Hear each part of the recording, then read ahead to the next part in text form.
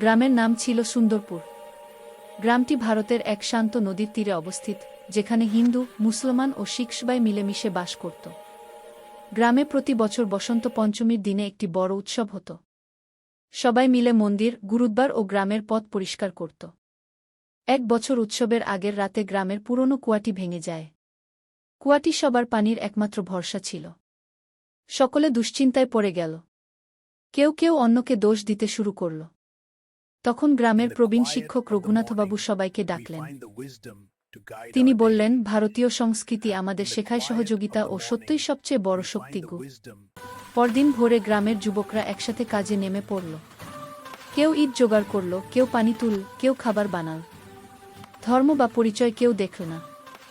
সবাই শুধু মানুষের মতো মানুষকে সাহায্য করল। সারাদিনের পরিশ্রমে কুয়াটি আবার ঠিক হয়ে গেল। উৎসবের দিন গ্রামের সবাই একসাথে প্রার্থনা করল এবং আনন্দ ভাগ করে নিল। তখন সবাই বুঝল, ঐক্য থাকলে বড় সমস্যাও সহজ হয়। নৈতিক শিক্ষা: ভারতীয় সংস্কৃতির মূল হল সত্য, সহযোগিতা ও একতা। একসাথে থাকলে সব বাধা অতিক্রম করা যায়।